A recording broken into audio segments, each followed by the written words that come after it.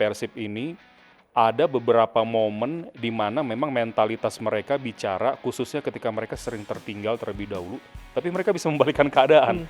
Momentumnya Beckham Putra bisa mencetak gol dan ya udah berubah langsung pertandingan gitu. Mark Klok bisa menjaga balance di lini tengah. Saya sering sebut itu ini. Dulu kalau ada istilah gelandang pengangkut air, ada juga yang bilang gelandang pemotong rumput. Saya malah bilang dia tukang jahitnya gitu. Dari awal musim waktu itu saya juga pernah diwawancara ya. Siapa yang menurut Anda bisa jadi kuda hitam? Saya udah ngomong tuh, Dewa United, harus hati-hati.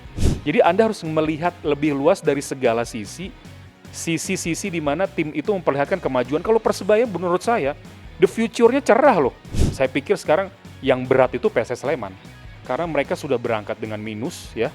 Kemudian banyak kehilangan poin. Ini liga paling kursi panas untuk seorang pelatih, ini Liga 1 menurut saya. Liga 1 sudah memasuki 5 pertandingan terakhir, pertandingan final untuk bisa menentukan siapa yang akan juara dan juga siapa yang akan terdegradasi dari Liga 1 musim ini. Sudah bersama saya ada pengamat dan juga komentator Liga 1, ini ada Mas Edwin. Mas, thank you banget udah main lagi ke Liputan Sport. Iya. Kemarin kita bahas timnas ya? Betul. Rame itu Mas. Lumayan rame ya? Lumayan rame. Jadi bikin YouTube juga ya? Jadi iseng-iseng bikin. Iseng YouTube. Jadi bisa main juga kayak channelnya Mas Edwin ya? Iya. Apa Mas namanya? Ke channel Edwin Stedinata aja di YouTube. Nah, bisa cek tuh konten-konten di sana. Mas Ya. Edwin, hari ini mau bahas soal Liga 1. Oke. Ini kemarin setelah Persib Bandung mengalahkan Bali yang nanti kita akan bahas juga. Tapi saya pengen tahu perspektif dari Mas Edwin. Persaingan di akhir musim ini, apakah ini tinggal menunggu waktu Persib Bandung untuk mengunci juara? Ya, kalau konteksnya menunggu waktu sebenarnya lebih kepada mereka sudah unggul 8 poin ya dari peringkat kedua Dewa United, sementara pertandingan tersisa 5 match week lagi, 5 pekan lagi, dan kalau melihat lawan-lawan ke depan juga saya pikir sedikit diuntungkan ya kualitas lawan dari yang akan dihadapi oleh Persib Bandung. Mungkin yang harus diwaspadai Persib adalah ketika nanti mereka harus bertemu tim-tim yang juga sedang berjuang di zona tidak nyaman, Glenn, di papan bawah yang sedang berjuang untuk mereka tidak degradasi. Karena next ini mereka akan ketemu PSS Sleman gitu. Kita nggak pernah tahu nanti PSS Sleman akan seperti apa bermain begitu ngotot gitu ya untuk bisa lolos. Cuma memang saya harus garis bawahi juga bahwa Persib ini ada beberapa momen di mana memang mentalitas mereka bicara, khususnya ketika mereka sering tertinggal terlebih dahulu, tapi mereka bisa membalikkan keadaan. Ini yang kadang-kadang juga menjadi salah satu kunci sukses Persib, masih terus memimpin klasemen bahkan sampai dengan unggul 8 poin dari Dewa United ya di peringkat kedua. Artinya kan tadi kalau Mas Edwin menyoroti akan ada pertandingan ketika tim lawan ini berjuang untuk bisa keluar dari zona degradasi, itu kan ada beberapa ya. Betul. Ada Sleman, terus Iya. nanti ada Barito juga, Ada ada Solo juga. Semen Padang, ada PSS Semarang yang 3 terbawah ya. Betul. Tapi sebenarnya masih belum aman sampai di peringkatnya Barito Putra. Ya, kalau kita lihat mungkin ada di peringkat sampai ke peringkat ke-14 bahkan 13 ya. Persis Solo juga kalau dihitung-hitung sebenarnya masih belum aman juga gitu. Mungkin Persik Kediri ke atas itu masih udah Iya. aman lah ya. Betul. Nah, itu berarti di mana kalau menurut Mas Edwin ini akan mengunci gelar juara untuk Persib Bandung? Kalau misalkan trennya ini tetap positif ya? Saya sih agak curiganya itu mungkin di pekan ke 31 ya. 31. Bisa jadi, tapi kan ini tergantung hasil tim-tim lain gitu. Tim-tim lain di peringkat kedua dan ketiga gitu. Selama Dewa memang masih terus jaga jaraknya dengan Persib ya mungkin bisa jadi kepastiannya ada di di pekan ke mungkin 32 gitu. 32 itu berarti Malut ya? Saya juga Kalau salah Malut. Nah, Malut ini juga kan trennya lagi bagus juga nih. lagi bahkan on fire. Empat besar ya Coach Imran. Sempat masuk 4 besar, sekarang di peringkat kelima. Dan saya sempat wawancara ya, 2 orang di balik Malut khususnya dari sisi teknis gitu. Ada Dirteknya, Coach Yeyen Tumena sama head coach timnya Imran Nahumaru. Memang mereka betul-betul menganalisa calon lawannya yang sempat dikira akan pecah telur untuk kekalahan. Karena kan mereka sempat 10 tidak terkalahkan tuh. Kemudian lawan Persis Solo. Kebetulan saya juga live ya waktu itu. Memang Persis Solo saat itu juga sedang dalam performa yang sangat baik, Glenn.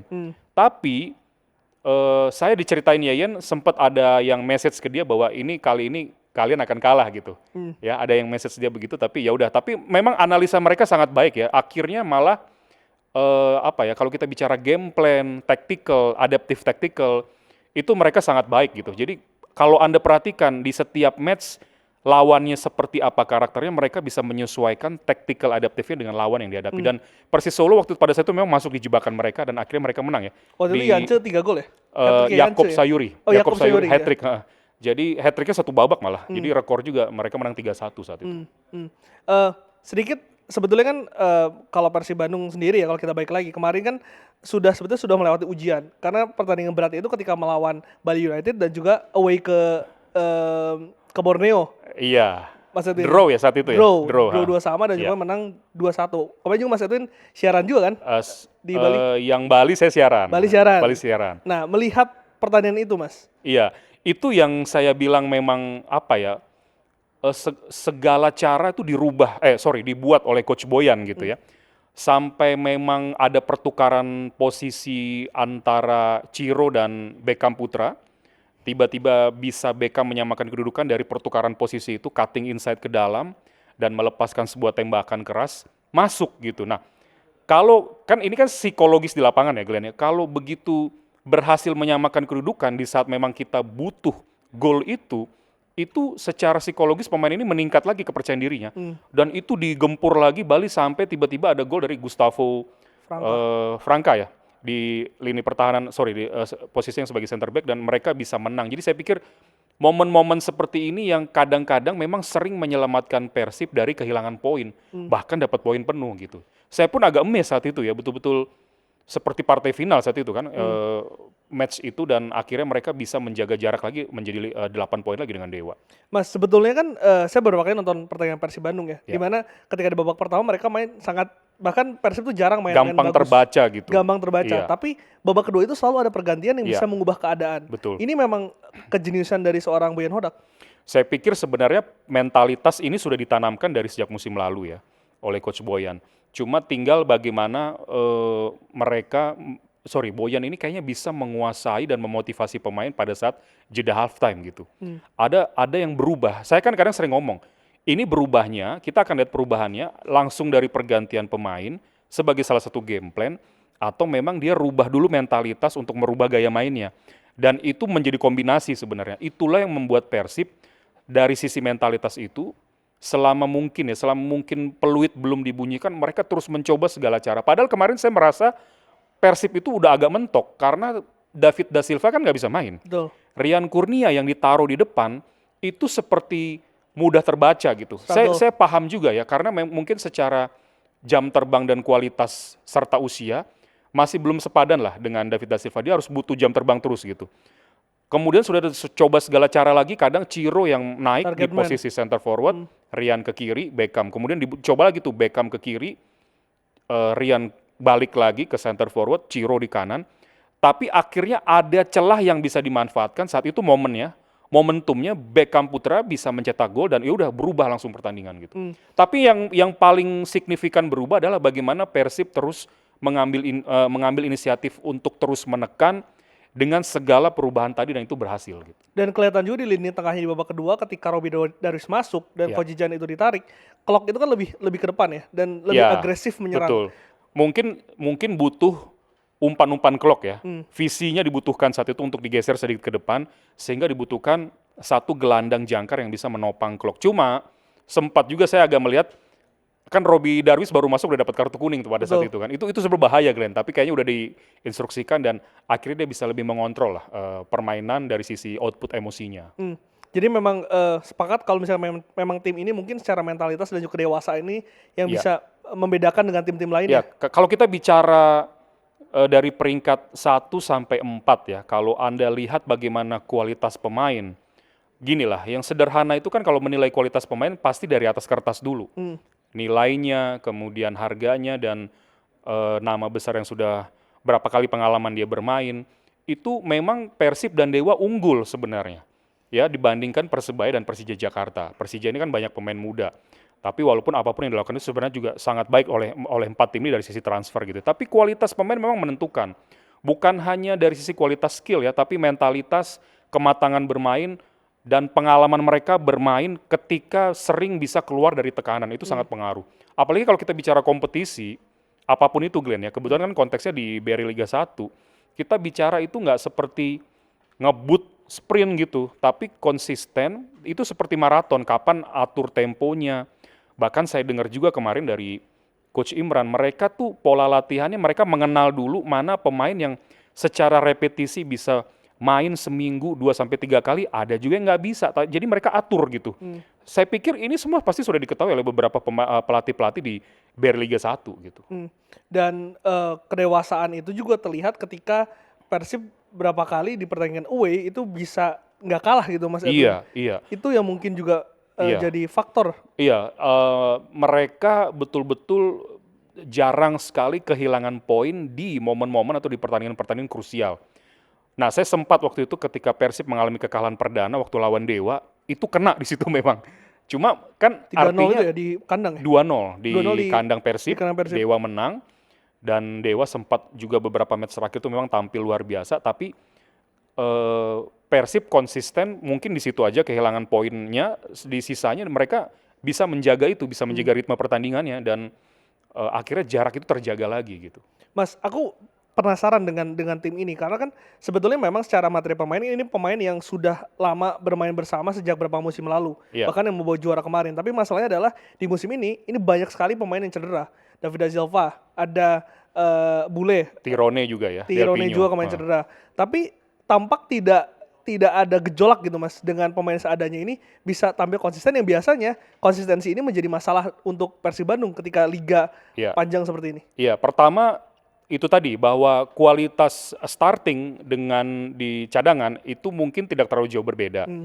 Ditambah memang kita bicara kualitas pemain cadangannya juga secara mentalitas itu juga sudah cukup kuat. Jadi di musim lalu mereka sudah terbiasa menghadapi berbagai macam tekanan, Glenn. Tekanan ini macam-macam ya.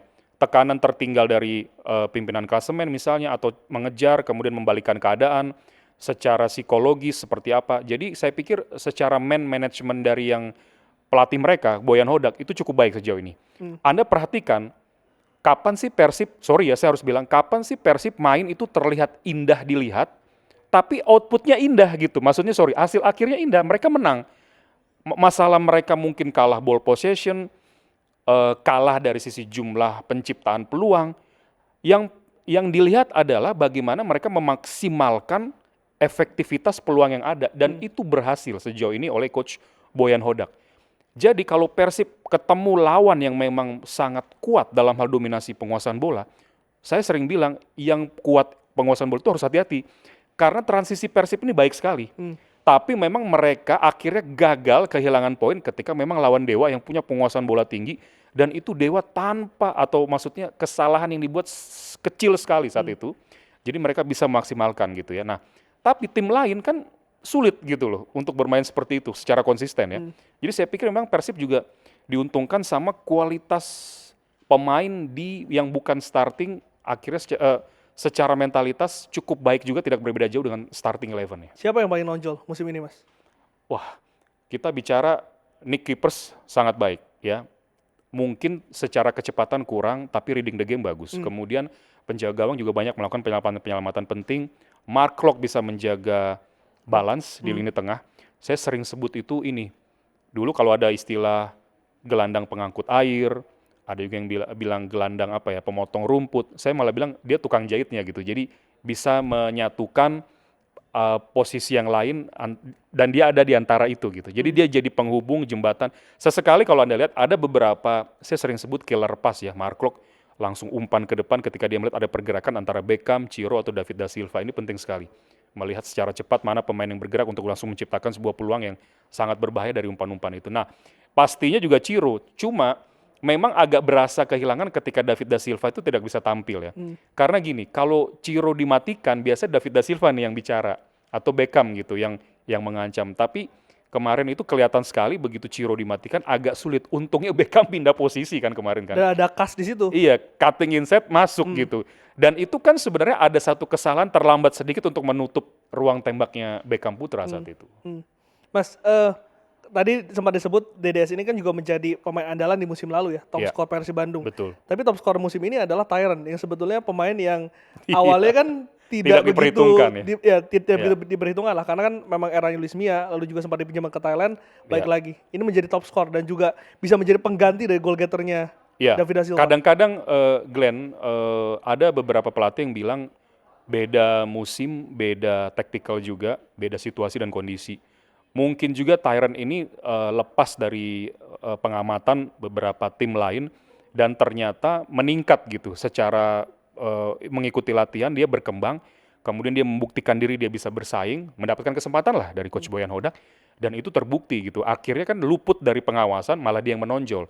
Karena kalau kita bicara sudah ada 1-2 pemain yang menjadi track record tim itu tampil bagus dari misalnya 2-3 pemain itu pasti akan diwaspadai terus, Glenn. Sudah terbaca lah istilahnya. Anda ingat kalau kita bicara beberapa musim lalu, Privat Mbarga ketika baru datang di Bali. paruh musim kedua, itu kan luar biasa mainnya. Seperti nggak bisa dijaga lah saat itu. Tapi sekarang seperti sulit bergerak gitu kan, karena sudah ketahuan gitu, sudah dibaca. Nah, Tyrann Delpino menurut saya mungkin luput dari itu karena mungkin di musim lalu mungkin tidak terlalu terlihat menonjol, malah sekarang dia yang berkembang dan akhirnya bisa menjadi sebuah pemecah kebuntuan ketika beberapa pemain utama Persib di lini depan itu dimatikan. Beckham Putra Mas, kemarin sempat ramai di kolom komentar Liputan Sport. Apakah pemain ini layak untuk bisa diberikan kesempatan setidaknya dipanggil oleh timnas Indonesia dengan lihat kualitas Beckham? Kalau layak diberikan kesempatan dipanggil TC oke, tapi di TC itu akan kelihatan. Karena saingan dia di posisi dia juga bukan main-main kalau kita bicara timnas senior gitu. Jadi ada Ragnar ya, Oratmangun, ada Rafael Strike juga, dan pasti pelatih juga melihat sejauh mana gitu. Tapi kalau dia untuk dipanggil ikut TC sih menurut saya layak. Tinggal nanti bagaimana di TC itu berapa hari di perkembangan latihan itu akan seperti apa untuk bisa masuk. Kan kadang-kadang jelang pertandingan ada yang dicoret juga kan, duduk di luar bench gitu maksudnya. Nah, saya pikir itu nanti penilaian akhirnya ada di pelatih. Tapi kalau Anda tanya apakah layak dipanggil. Tapi kalau pertanyaannya harus lanjut lagi, dimainkan nggak kira-kira gitu. Itu yang masih kadang-kadang kita belum tahu, pemilihan akhir itu adalah di situasi latihan saat itu. Tapi kalau Mas Edwin melihat sepanjang selama ini siaran ya, melihat Beckham Putra, bagaimana sebetulnya pemain ini bermain gitu? Nah, saya itu dulu 2017 ya kalau nggak salah. Ada acara dari salah satu sport brand apparel internasional mengundang kita main bola bareng. Itu Beckham masih usia berapa saya lupa. Masih kecil Glenn. Tapi saya udah ngeliat ini kok cepet banget ya anak ini ya gitu. Cepet sekali gitu. Kan dia kan adiknya Gianzola ya gitu. Betul. Ternyata dia berkembang pesat ya. Oke, kita langsung pindah aja ke saat ini dan memang menurut saya salah satu pemain Persib yang konsisten. Efektif, bisa memaksimalkan kecepatan, bisa membuka ruang dan bisa bergerak tanpa bola untuk bisa menjadi opsi gelandang-gelandang Persib mengumpan. Jadi perkembangannya sangat baik. Saya cuma berharap, ini kan masih muda ya Beckham Putra ini, saya berharap betul-betul dia bisa konsisten 1-2 musim lagi untuk membuktikan bahwa tadi itu dia memang bisa layak dipanggil ke timnas. Memang layak dipanggil ke timnas. Layak dipanggil. Mas Edwin, melihat apa ya, Persib Bandung kan selama ini selalu menjadi tim yang bersaing di lini di papan atas Liga 1, tapi selalu tergelincir di akhir-akhir musim, Yeah. kayak Arsenal lah 11-12. Tapi musim ini tampaknya sangat konsisten, Mas. Kalau kita lihat kan 8 pekan tuh di awal Persebaya yang memimpin, begitu balik ke Persib langsung sampai week ke saat ini pun tetap Persib Bandung gitu. Iya, saya pikir faktor internal tadi sedikit banyak sudah saya jelaskan ya. Mentalitas yang sudah ditanamkan dari sejak musim lalu sudah jadi, kemudian konsistensi beberapa pemain pilar, dan ketika ada 1-2 pemain pilar cedera itu bisa digantikan, maksudnya gini, bisa digantikan tapi pemain lain bisa menjadi jalan keluar untuk mencetak gol. Nah, ada juga kalau kita mau fair, itu ada faktor eksternal di mana pesaing-pesaing mereka yang nggak konsisten, Glenn. Ini juga harus diperhatikan. Persebaya misalnya, Persija yang ternyata juga kurang konsisten dari sisi, ya tadi saya bilang bahwa kompetisi ini maraton gitu. Ketika cedera yang menggantikan bisa nggak benar-benar sesuai dengan standar yang diinginkan dari sisi result nggak, itu juga penting gitu. Dan juga saya pikir, tadi saya berharap sebenarnya kalau bisa tuh yang paling seru Dewa ini juga jangan kehilangan poin untuk gap-nya terlalu jauh. Karena gap 8 poin itu cukup jauh loh kalau kita bicara mendekati 5 game lagi gitu ya, 5 week lagi. Ternyata bisa juga mereka kehilangan poin di saat-saat krusial. Dewa ini kalau nggak salah tuh Borneo. 2 pekan sebelumnya itu beruntun hilang di 2 atau 3 match sebelumnya gitu. Jadi mereka Borneo banyak dulu sama. draw. Iya itu. Itu yang membuat jaraknya melebar lagi kan sebenarnya. Jadi agak terbantu juga dengan faktor eksternal di mana pesaing-pesaing Persib ini juga kehilangan poin gitu. Mas, salah satu yang klub yang mungkin tampak tidak konsisten adalah Bali United. Ini Iya, juga mungkin ya, mungkin ini mungkin terjadi dikarenakan regenerasi yang dilakukan di awal musim, di iya, mana banyak sekali pemain yang dirombak. betul. Dan melihat usia dari Persib Bandung ini, yang banyak pemain 30 tahun ke atas, ini juga tampaknya kan dalam musim depan atau 2 musim lagi ini akan terjadi perombakan. Iya. Apa yang harus diperhatikan Mas, agar tidak membuat gejolak dan juga performa ini turun drastis dibandingkan dengan musim-musim sebelumnya? Iya, ini harus disadari pertama oleh manajemen tim, yang kedua fans. Karena regenerasi itu mau tidak mau harus dilakukan. Jadi saya juga berharap ketika regenerasi itu dilakukan, tolong pahami bahwa memang ini adalah sebuah hal yang krusial yang begitu penting untuk dilakukan oleh tim manapun, Glenn. Ya, kebetulan saja kalau kita ngomong dalam konteks Persib Bandung, tim yang musim lalu juara, kemudian musim ini juga masih dalam perebutan gelar juara dan masih memimpin. Fans jangan kaget kalau regenerasi yang dilakukan untuk long term gitu, mungkin mereka akan sedikit kesulitan nanti. Bisa saja keluar 4 besar atau masih struggle untuk merebut lagi posisi puncak, tapi mau tidak mau memang itu harus dilakukan. Mau sampai kapan pemain ini bermain? Kita tahu loh bahwa DDS saja sudah usia kepala 3 gitu kan. Mungkin 34 ya. 3-3-3-4 ya? 3-3-3-4, Ciro tuh Ciro 35. juga. Kemudian sekarang kalau gini deh, ambil contoh aja kalau misalnya 2 pemain ini coba nggak dimainin dulu deh. Itu kan ada ketimpangan gitu dari sisi dimensi lini serang mereka. Nah, ini harus dipahami kan bahwa memang atau mungkin bisa jadi manajemen berpikirnya apakah memang menaikkan pemain muda yang sekarang ini sudah sering menjadi pengganti mereka atau membeli lagi tapi dengan kualitas yang tidak jauh berbeda, cuma umurnya agak jauh gitu, lebih muda maksudnya. Ini harus dilakukan tetap. Karena kalau sudah mengandalkan itu terus selain usia sudah mulai bertambah dan sudah mulai terbaca sebenarnya permainannya gitu. Itu yang harus dilakukan sebenarnya. Masalahnya lagi adalah di musim depan, ini kan sudah hampir pasti mereka akan bermain di Asia. Iya, Ini juga menjadi PR karena iya, di Asia kemarin Persib tidak bisa berbicara banyak lah Mas. iya. Ini apa yang bisa dilihat dari ini? Di satu sisi harus regenerasi, tapi di sisi lain itu harus ada Asia yang pasti juga harus diseriusin gitu Mas. Betul. Sebenarnya kan balik lagi ke target manajemen ya. Ketika bermain di Asia memang mau diseriusin sampai mana. Kalau kita kilas balik beberapa musim terakhir, kadang-kadang Glenn, mereka mungkin pada saat sudah berjalan kompetisi itu nanti skala prioritasnya memang lebih ke Liga 1-nya. Bisa juga berpikir seperti itu. Kita tidak pernah tahu. Kalau memang dua-duanya sebagai prioritas, skuadnya harus gemuk. Bukan cuma gemuk, yaitu tadi antara skuad yang cadangan dengan starting, kalau bisa juga jangan terlalu jauh berbeda gitu. Kadang-kadang kan mereka, saya beberapa tim lain di beberapa musim terakhir, bahkan memprioritaskan mereka untuk bertahan, untuk bermain di posisi yang lebih baik di Liga 1. Banyak faktor ya Glenn ya. Apakah mungkin mereka juga dari sisi budget ketika harus bertanding ke luar negeri segala macam itu jadi perhitungan juga gitu. Atau mungkin ya kita tidak tahu lah prioritasnya apa gitu. Yang jelas kemarin juga Madura kan bisa sampai ke ASEAN Final gitu ya. Itu juga mungkin mereka menaruh juga sebuah harapan dan juga prioritas ke sana. Kita tidak pernah tahu juga. Tapi sekali lagi saya tekankan kalau memang mereka masih menaruh prioritas di penampilan di Asia ya skuadnya memang harus ditambah dengan kualitas yang lebih baik. Lebih prioritas mana Mas? Liga 1 atau Asia? Biasanya ini baru ketahuan di baru musim kedua ketika kita bicara mereka hitung-hitungan gitu. Kayaknya kita bisa nih punya peluang juara besar pasti ke Liga 1 nanti. Liga 1 lebih menarik ya? Oke, Mas, kita tinggalkan Persib Bandung. Saya mau ke pesaing terdekatnya ini, Dewa United, Mas. Ya.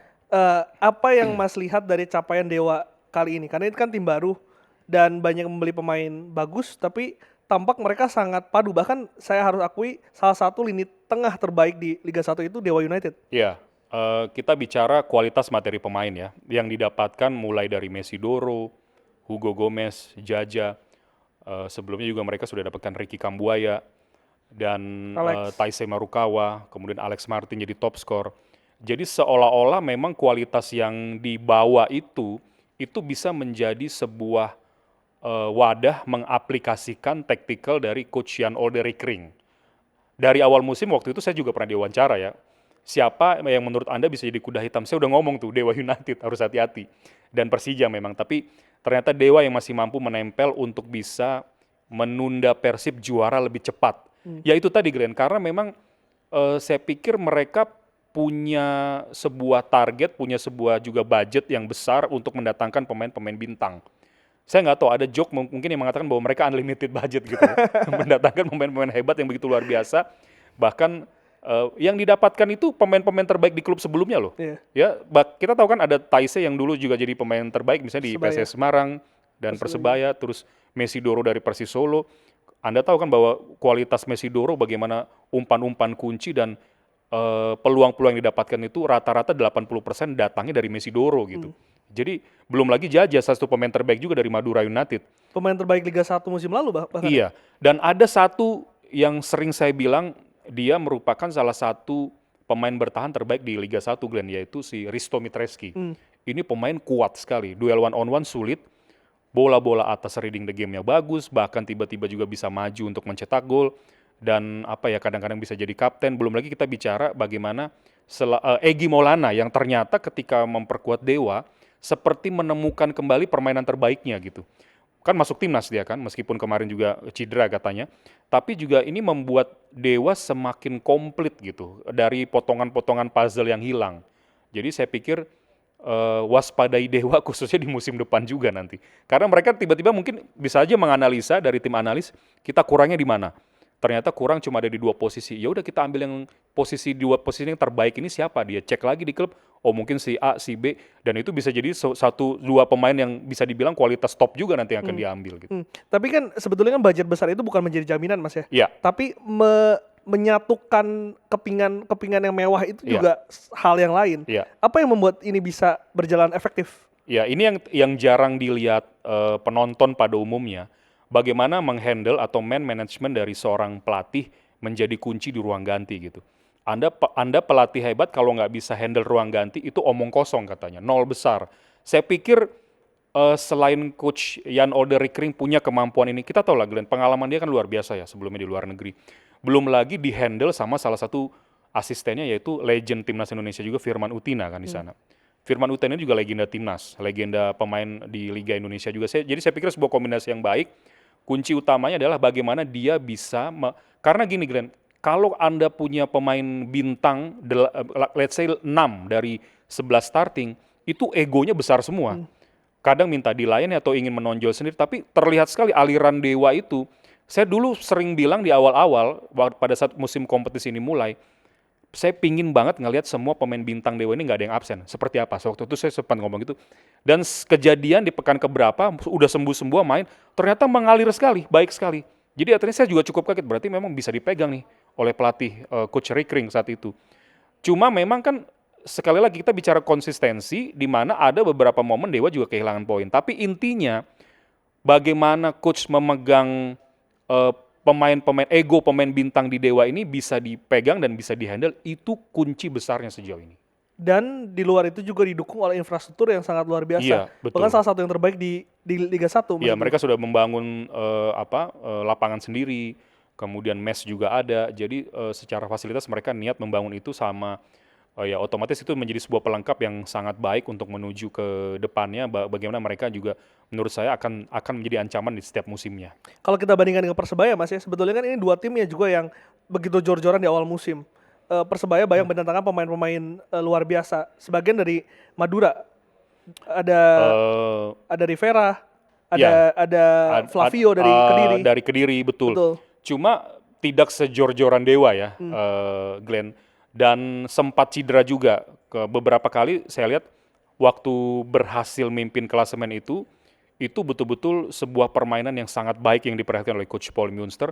Tapi sempat menurun ketika beberapa pemain kunci cedera, misalnya Bruno, Sisco Rivera sempat cedera saat itu, Flavio juga sempat tidak tampil. Nah, pelapisnya ini Glenn, kita bicara lagi pelapisnya lagi yang terkadang agak jauh gitu kualitasnya. Cuma tetap ya, menurut saya tetap harus diapresiasi ya, karena Persebaya ini dengan tidak terlalu banyak pemain yang berkarakter bintang, mungkin hanya sekitar 3-4 pemain, tapi mereka waktu itu sampai di setengah musim awal itu betul-betul menjadi sebuah kontender calon juara Betul. juga dengan permainan yang bagus loh yang diperlihatkan. Dan mereka ini kan sebenarnya juga fokus kalau kita bicara bagaimana mereka sangat fokus sekarang di youth development mereka dengan mendatangkan Ganesha Putra ya dari Persija saat itu untuk fokus betul-betul di youth-nya. Dan kabar terbaru saya dapatkan mereka akan membuat sebuah internal Liga Persebaya, kompetisinya itu dimulai dari kelompok U14 dengan jumlah pertandingan yang banyak sekali, Glenn. Jadi ini sebuah hal yang kita bicara the future of Persebaya ini akan sangat baik, dihandle orang yang tepat dan membuat sistem kompetisi Liga Internal sangat baik. Jadi nanti kita lihat mana yang muncul untuk bisa nongol dari tim akademi ke Persebaya menjadi pemain pilar, itu juga penting, itu harus dinilai juga. Bukan hanya sekedar juara. Karena gini Glenn ya, ini juga penonton saya tegaskan, yang mau juara di kompetisi itu ya sejumlah tim yang ikut kompetisi gitu loh. 18. Iya, dan yang bisa juara kan juga cuma satu. Jadi Anda harus melihat lebih luas dari segala sisi di mana tim itu memperlihatkan kemajuan. Kalau Persebaya menurut saya, the future-nya cerah loh. Mereka akan banyak sekali pemain-pemain yang dihasilkan dari liga internal mereka yang begitu inovatif. Bayangkan loh, kelompok usia 14 tahun nyaris sekitar berapa ratus kali bertanding dalam satu musim, itu sebuah hal yang hebat yang harus dicontoh menurut saya. Gitu. Dan perlu dicatat juga Rizky Ridho, Hernando dan juga Marcelino itu adalah jebolan dari Persebaya. Belum lagi juga ada Brilian Aldama yang mungkin sekarang agak menurun, tapi sebenarnya jebolannya cukup banyak gitu. Jadi kan buat saya pribadi, saya bangga dengan itu gitu. Masalah nanti tiba-tiba kepingan puzzle yang hilang dengan membeli pemain bintang, pemain asing untuk melengkapi, ya itulah yang salah satu cara gitu ya untuk meningkatkan performa tim. Persebaya akan melawan Arema, Mas. Walaupun Arema juga tampak kan 2 musim terakhir ini agak terseok-seok lah. Bahkan kemarin ada di papan bawah, sekarang ada di papan tengah. Akan menjadi pertandingan seperti apa derby Jawa Timur ini? Iya, kalau bicara Arema Persebaya, kita pastinya bicara emosional kedua tim yang memang dari dulu tuh sudah dikatakan derby Jatim gitu ya.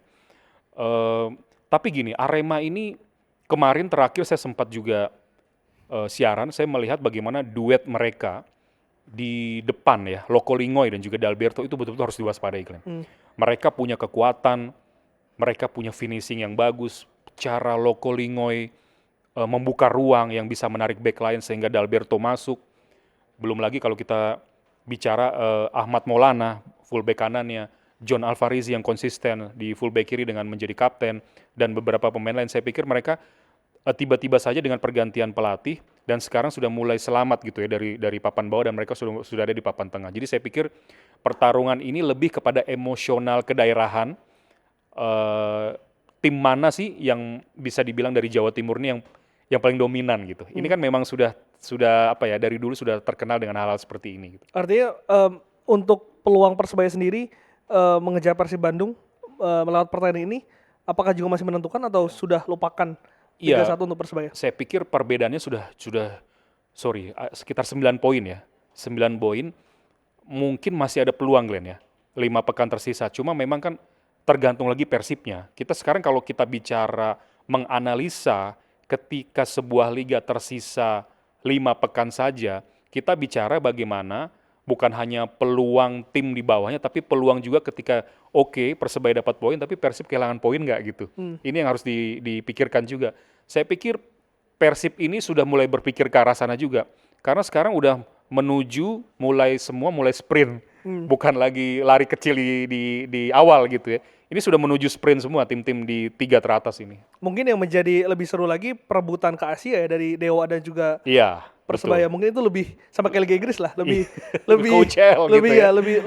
lebih seru untuk dinantikan ya. Dinantikan siapa pendamping Persib gitu kan. Tapi dengan tidak mengurangi rasa hormat ya, maksud saya tetap 3 tim ini punya peluang besar karena kan ada 15 poin yang akan diperebutkan. Jadi masih apapun masih bisa terjadi. Cuma dengan apapun yang sekarang diperlihatkan Persib, saya pikir sulit gitu. Mungkin hanya keajaiban yang membuat Persib ini gagal juara sekarang. Kalau melihat juga lawan-lawan di depannya. Ada 6 dan juga 7 klub yang juga sedang bertaruh nyawa nih untuk bisa lolos dari degradasi. Tadi kita sudah bahas sedikit. Tapi kalau Mas Edwin sendiri, apakah sudah bisa melihat tim-tim mana yang mungkin akan bermain di Liga 2 musim depan? Ya, kalau sekarang yang bisa dilihat, tapi yang menarik gini, ternyata 3 ini akan masih ketemu, Glenn. Hmm. Nah, ini akan sangat menentukan. Jadi istilahnya mereka akan saling gontok-gontokan untuk bisa menghindari atau meraih poin maksimal dari posisi 3 ini.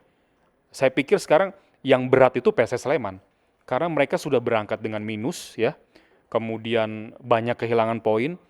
Meskipun saya sempat lihat kemarin itu permainan mereka luar biasa loh. Cuma hasil akhirnya nggak mendukung, nggak mensupport dari cara main mereka. Mereka bermain luar biasa. Mereka sudah bermain di Maguwoharjo, disupport belasan ribu pendukungnya, tekanan yang diberikan bertubi-tubi, tapi memang golnya belum juga ada pada saat itu. Jadi saya pikir sekarang yang mau ngelawan mereka sebenarnya juga harus hati-hati karena mereka sedang berjuang untuk bisa terus menambah poin. Mereka kan 22 poin sekarang, memang cukup berat posisinya di posisi paling bawah. Dan mungkin Madura ini salah satu yang tim yang bisa comeback ya Mas ya. Setelah kemarin terseok-seok sepanjang musim, Iya. ganti pelatih, akhirnya efektif.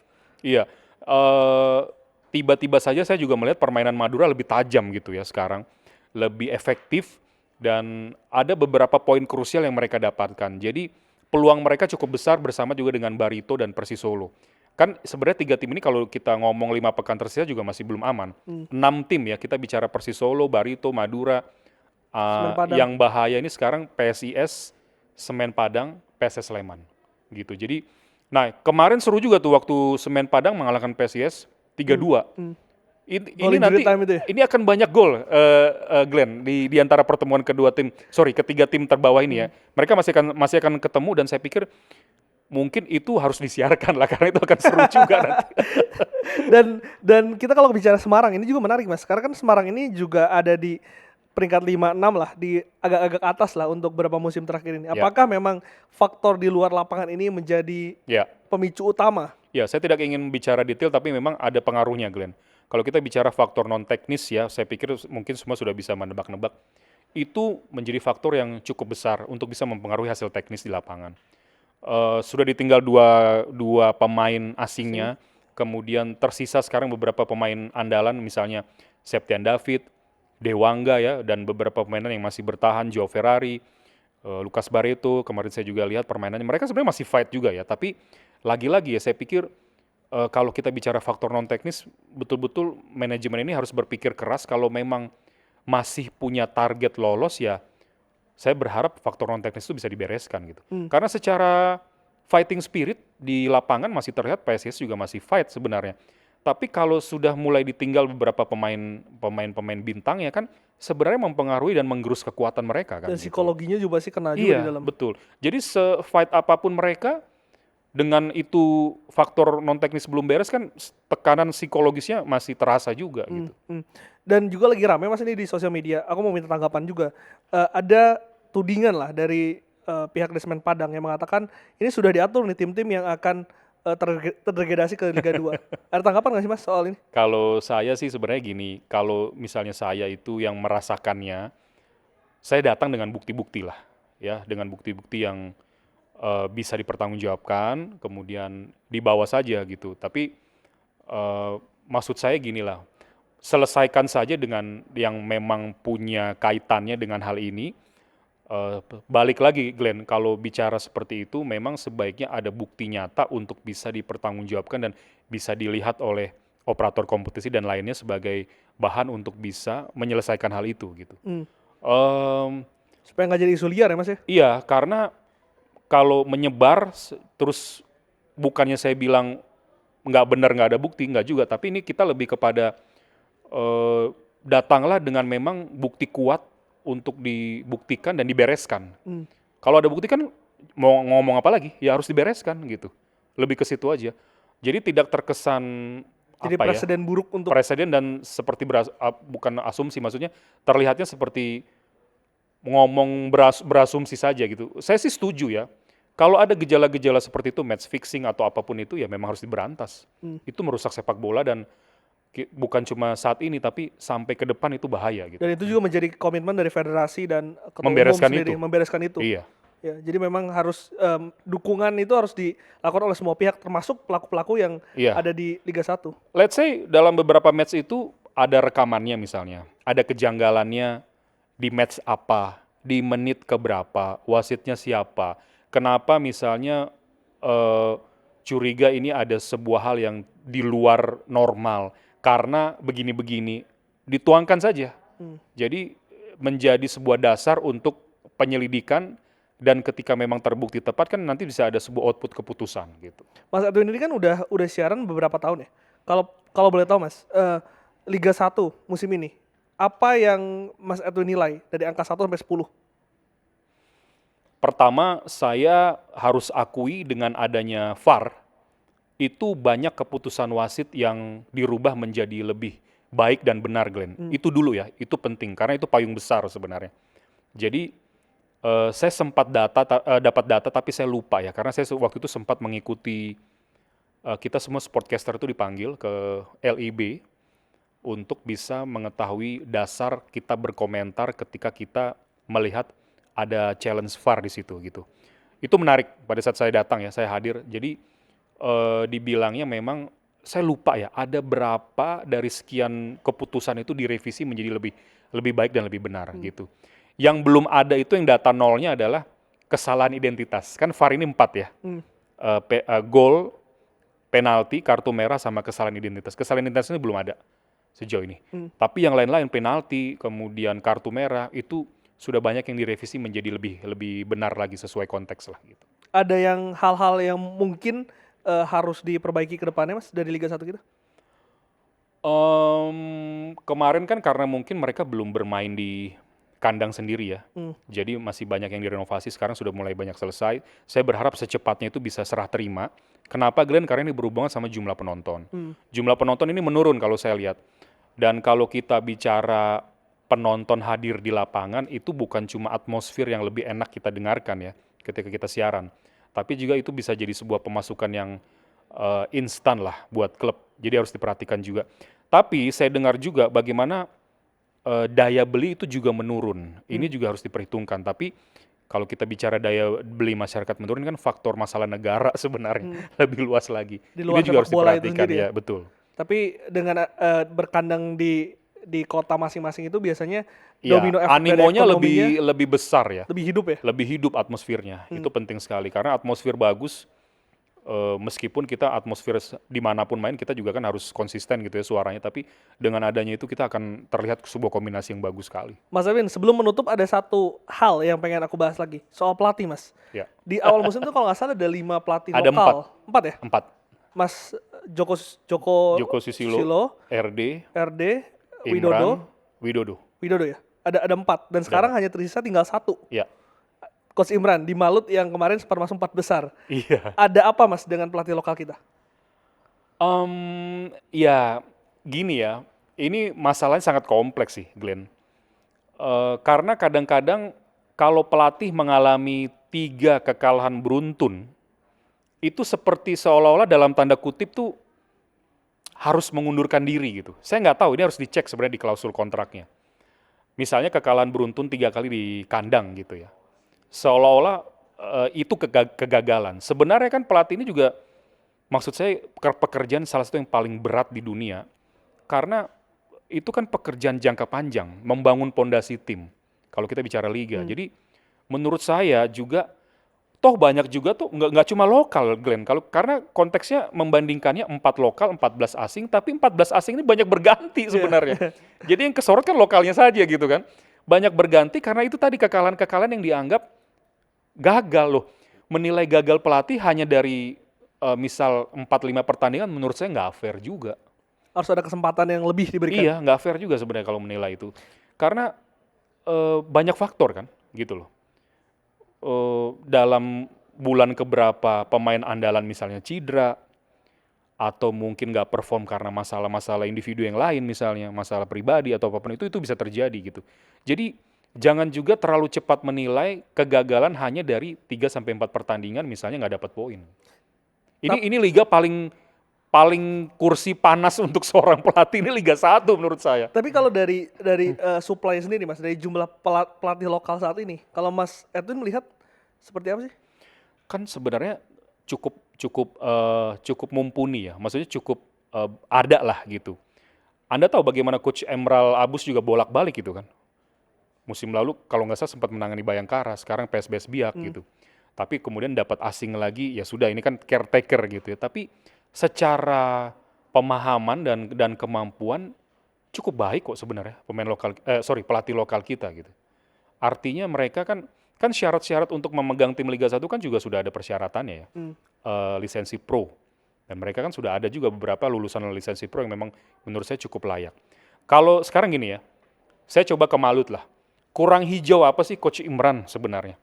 Tapi karena saya pikir knowledge itu bisa diaplikasikan ke pemain dan jalan, ditambah bagaimana Dirtek yang juga paham harus seperti apa.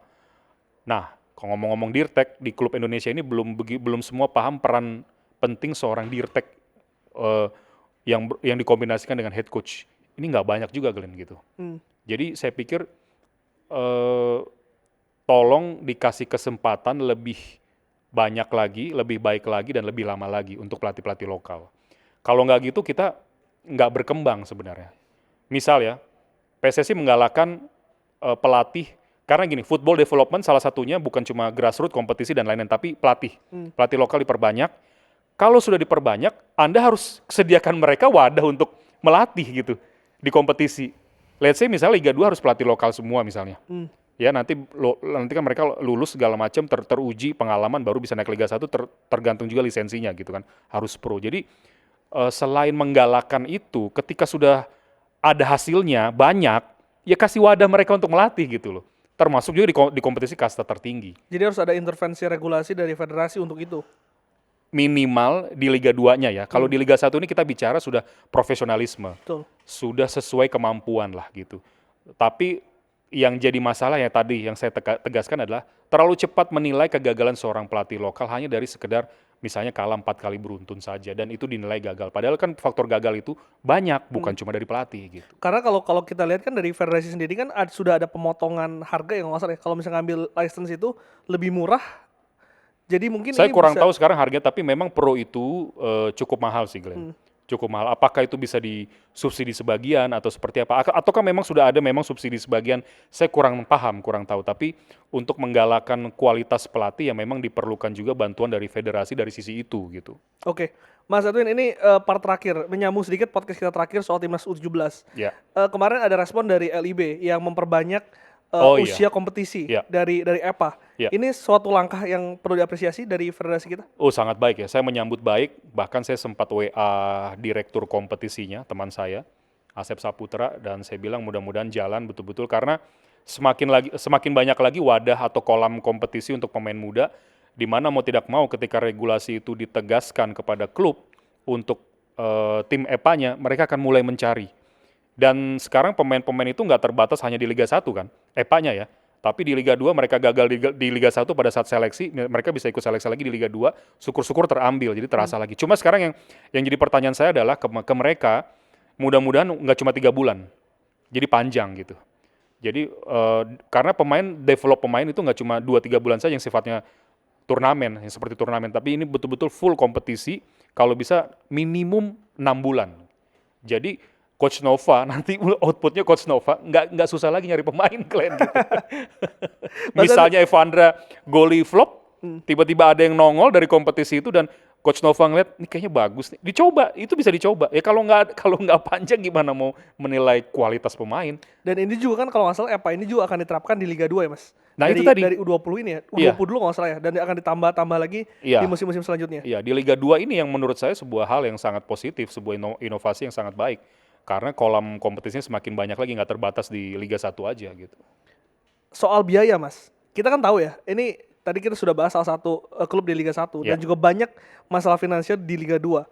Gimana melakukannya Mas ketika klub ini terkendala finansial, tapi ini di satu sisi juga harus melakukan pembinaan yang tidak ada untung di situ Mas. Betul. Nggak ada EPA aja mereka kesulitan biaya Glenn. Betul. Maksud saya kalau bisa operator kompetisi sedikit menambah kontribusi ke klub untuk EPA ini.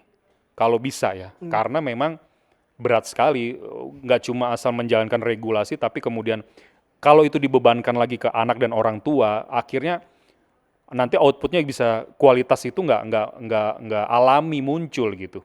Karena yang titipan belum tentu jual beli di situ ya. bisa sebagus dengan yang memang punya bakat, punya talent yang murni tapi nggak punya dana gitu loh. Ini kan penting sekali. Jadi maksud saya mudah-mudahan ketika operator kompetisi mendapatkan sponsor yang mudah-mudahan juga nilainya naik lagi, sebagian bisa dialokasikan, dihitung betul-betul berapa sih dana minimum untuk menjalankan atau punya tim EPA gitu. Jadi itu bisa disalurkan. Dan kalau sudah disalurkan, kalau sudah ada, tolong klub juga gunakan itu sebaik-baiknya. Bukan digunakan untuk hal lain di luar EPA. Itu aja sih pesan saya. Dan Mas Edwin kan sempat ngomong ya kemarin, tadi juga sempat ngomong kalau misalkan EPA ini harus full kompetisi. Dan Ya. apakah itu disampaikan ke LIB, Mas? Saya Sempat disampaikan nggak?